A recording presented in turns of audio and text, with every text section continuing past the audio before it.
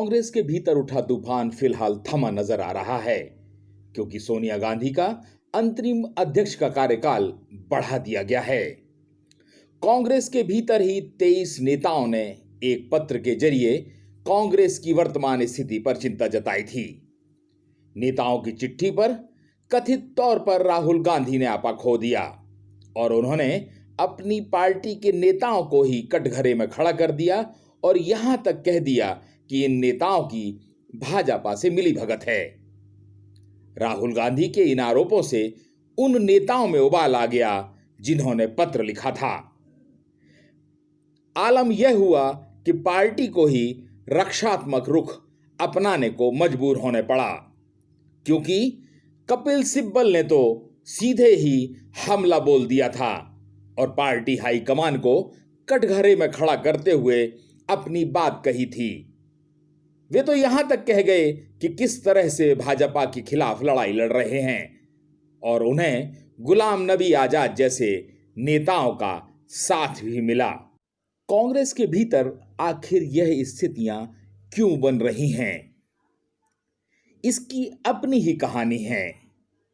कारण यह है कि कई नेताओं को अपना भविष्य असुरक्षित नजर आ रहा है और वे कांग्रेस के पूर्णकालिक अध्यक्ष को लेकर अपनी बात कह रहे हैं और अपने को कांग्रेस का सबसे बड़ा हितैषी बताने की कोशिश कर रहे हैं।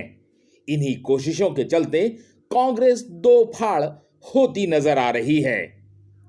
सारे नेता कांग्रेस में गांधी परिवार की पैरवी कर रहे हैं।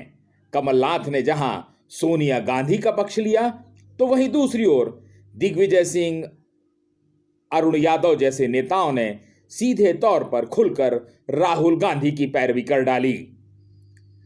नेता कोई भी हो, वे सीधे सीधे तौर पर अपने को गांधी परिवार के पीछे खड़ा करते नजर आते हैं और यही कहते हैं कि सोनिया गांधी या राहुल गांधी कमान संभालें और इस पर भाजपा भी चुटकी ले रही है। समाप्त हो गया है,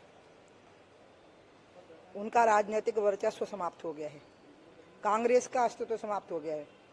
इसलिए अब ये कौन पद पे रहते और नहीं रहते, इसका महत्व खत्म हो गया। आपको पता है, लखनऊ में रिक्शे तांगे वाले भी अपने आप को नवाब वाजिद अली शाह का खानदान का बता देते हैं। तो अब ये लखनऊ के नवाब वाजिद अली शाह के पड़पोते हैं सबके सब, जिनकी नवाबी चली गई और रिक्शे तांगे चल रहे हैं। दूसरा मुझे ये कहना है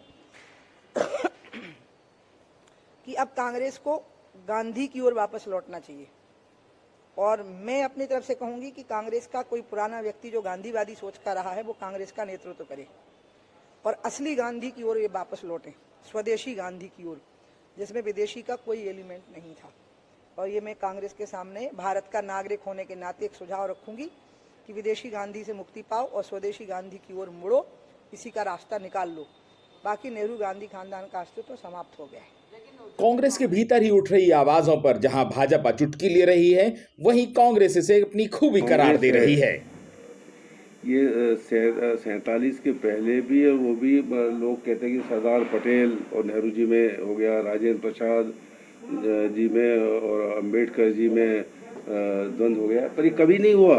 ये पार्टी चलती रही और 135 साल पूरे हो गए। तो ये कांग्रेस की खूबी है। लोगों को हक है कि अपनी बात उठाएं।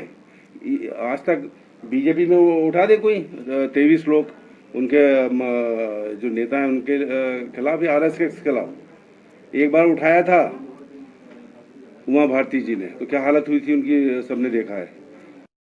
कांग्रेस की चिट्ठी में बड़े सवाल हैं। क्या कांग्रेस के भीतर ही अब गांधी परिवार से कांग्रेस की मुक्ति की मुहिम शुरू हो गई है? फिलहाल भले ही यह तूफान थमा नजर आए, मगर बीज ऐसे बो गया है जिसमें कभी भी बड़ा तूफान उठ सकता है।